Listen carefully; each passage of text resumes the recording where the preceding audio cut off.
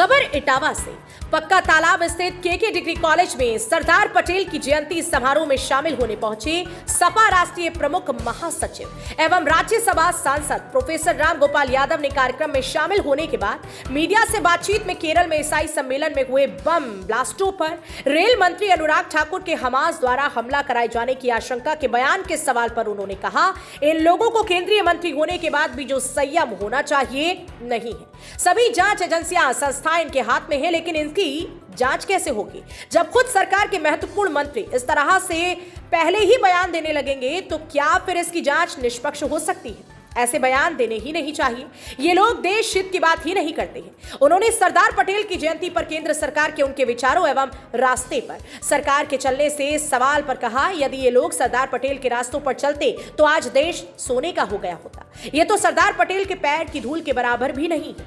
गाजियाबाद में छात्रा के साथ छेड़खानी में उसकी मौत हो जाने के मामले पर उन्होंने कहा कि इस राज्य में महिलाओं और छात्राओं का जीना दुभर हो गया है। कानून व्यवस्था पूरी तरह से चौपट हो चुकी है। कुछ लोग और अधिकारी मुख्यमंत्री से जुड़े हुए हैं जो गलत सूचनाएं उन्हें देते हैं, हकीकत उन तक जाने ही नहीं देते।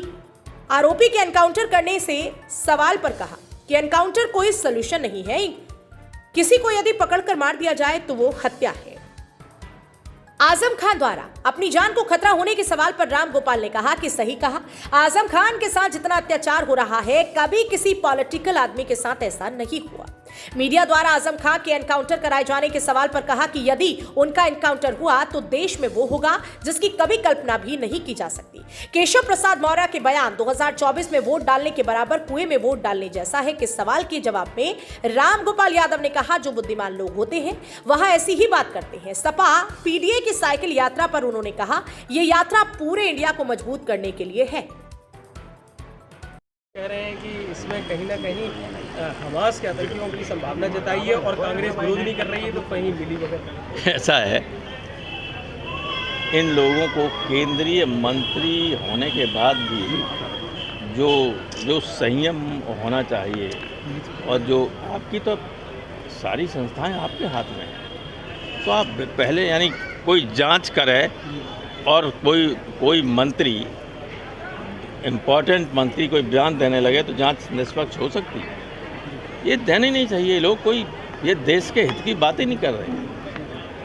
तो जिस तरह से अभी आज सरदार पटेल की जयंती पर आपको क्या लग रहा है कि सरकार, केंद्र सरकार, राज्य सरकार क्या उनके किसी विचार में चल पा रही है? सरदार पटेल के रास्ते पर चलते तो देश में सोने का हो गया होगा दोबारा होता। वो बहुत बड़े आदमी थे, उनसे किसी की अब तुलना नहीं की जा सकती। सरदार पटेल के पैर की धोवन के बराबर लोग नहीं हैं आप। प्रोफेसर साहब, जिस तरह से आज समाजवादी पार्टी पीडीए साइकिल यात्रा निकाली, उसके लिए केशव प्रसाद मौर्य ने कहा है कि 2024 में वोट डालने के बराबर कुएं में वोट डालने के बराबर है। किसने कहा है? केशव प्रसाद मौर्य ने अभी बयान। ऐसा है, जो बुद्धिहीन लोग होते हैं वे इसी तरह की बात करते हैं। पीडीए आपकी साइकिल यात्रा निकल रही है आज, आप किस तरह का? पीडीए इंडिया को मजबूत करने के लिए, ये आपने नहीं देखा नीचे ये भी लिखा हुआ है।